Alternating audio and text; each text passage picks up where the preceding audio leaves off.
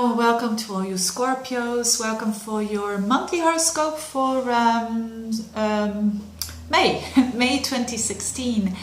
And May is a bit of a month that is certainly a continuation of last month. So a lot of things are repeating itself, and positive things actually, which is the big grand earth trine, and this is very positive for you because you are a water sign, and water and earth goes very well. And above that, it's happening in your air houses, and the air houses are the social houses. So it promises to be a social month, so with lots of communication and nice, deep, profound. You like that, profound, intense, but insightful conversations coming your way. Let's start with that actually, and then there's some other things going on. Let's start with that. So it's a continuation of last month, but it's throughout the whole month that this beautiful trine is happening. But it's emphasized by Mercury that goes direct now on the 23rd, and Jupiter also goes direct a bit earlier on the 10th. So, and they are part of the deal of this big Earth trine. So it means even more insights, because Mercury is playing a key role here in this Earth trine. So it's for all of us, it's becoming more clear in a very earthly way, and for you it's about relationships. So you're having Jupiter in your 11th house of friends and aspirations, which is expansion there. Or maybe even a chance that if maybe you're single and maybe you have an eye on a friend, it is possible that there's something there going on. And Mercury is in your house of relationships, especially with Mercury in the 7th house there. You're rethinking relationships and reevaluating. And it's also nicely aspecting Pluto in your 3rd house, the house of communication. So good communication flow. Very important for every relationship, of course, whether it is with your spouse, whether it is with friends. So this is throughout the whole month a blessing for you Scorpios out there. So get out there.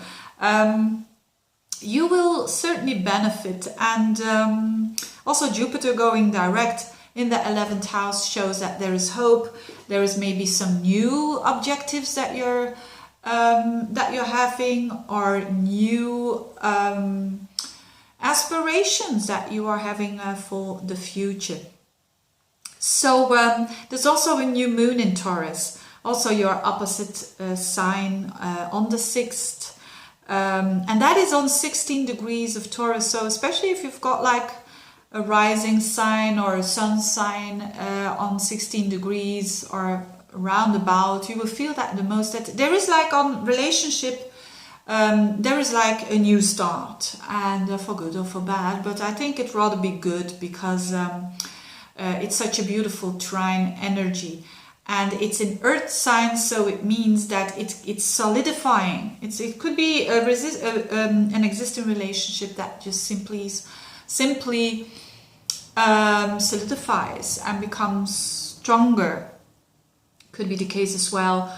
Or it could mean that you just, for the ones that have decided, no, we're going to split up, it will be quite a positive one, without too many dramatic things going on. Because, sometimes that happens, that both people say in a relationship, yeah, we know why we're not suiting each other anymore, and we'll start all over again with our lives, but on a totally different level, with ourselves at first, and hopefully with someone that suits us better. So that could be something like that going on as well.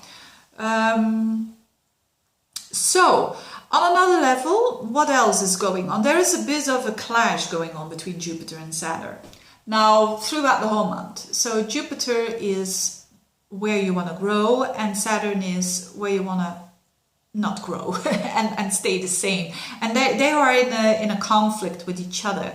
Now the Jupiter in the square to Saturn, normally that's quite a lot of tension, but this time remember, this Jupiter in your 11th house of aspiration is already making nice fluently aspects with other planets, so it's not that bad. It means that whatever it is that's stressing you out, calling a friend, having a talk with someone that's close to you, communicating maybe with friends, maybe on the internet, that's the solution for you. That is something that releases the tension.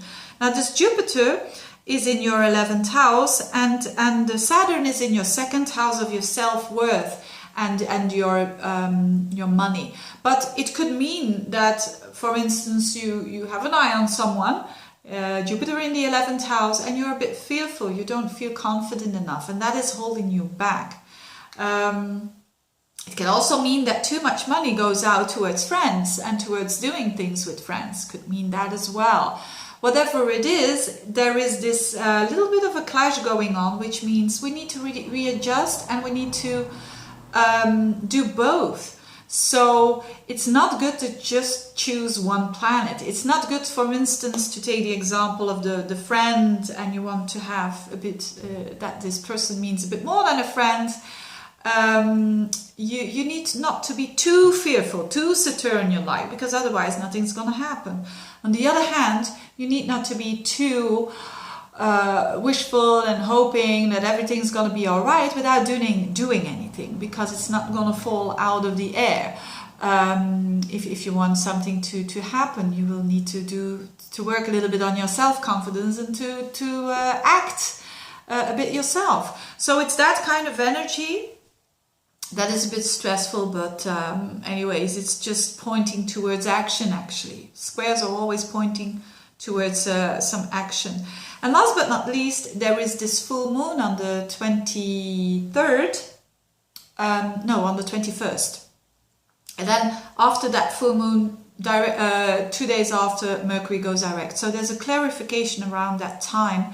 And the full moon is important because there is a little asteroid called Vesta, which is all about dedication, focus. You like that, you Scorpios. Dedication, focus, self-respect. That is the asteroid Vesta. That is together with in Gemini with the Sun in your 8th house. So there is some dedication going on there, and some maybe you're battling a fear that you've been having for a long time, or maybe you were struggling with trust issues, your trust versus trust of others.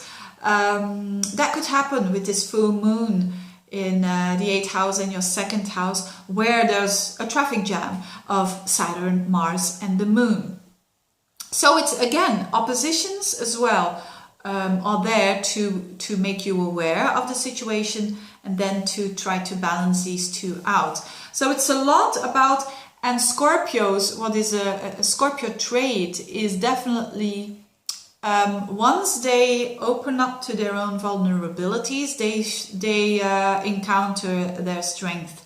That's the 8th house, the Sun there and Vesta there. So I'm not saying be vulnerable and everything will be all right. No. It's about knowing to whom you are vulnerable towards, and taking that step, taking that courageous step of doing so. And once you have done that and taking the risk, seeing that you're still alive, that you're still alive. So it has to do with trust at a very general level. On another level, it can have to do with money, that something needs to sort out between your resources and the resources of your spouse, for instance, that there is some kind of a culmination, some kind of a solution happens there. Or something comes to light, whether you like it or not. It could be the case as well. But there's definitely something between your values and values of other people, and how you align with that. It's not because someone has a totally different value of something that they are bad for you. Not at all. It's not because you're living with someone who doesn't like astrology at all, or who doesn't believe in it, that is a bad person, and that person doesn't respect you. No, it's just a bit of a clash of ideas, or a clash of values, let's put it that way. But again, it depends on how you can respect your own values, and how as well you can respect other people's opinions and values. Not opinions, rather values. So, having said that, I think that's mostly it. I think it's, again, I hope it's a good social month for you, with a lot of nice encounters and a lot of talking with your friends actually. Thank you for watching, and see you next time. Bye bye.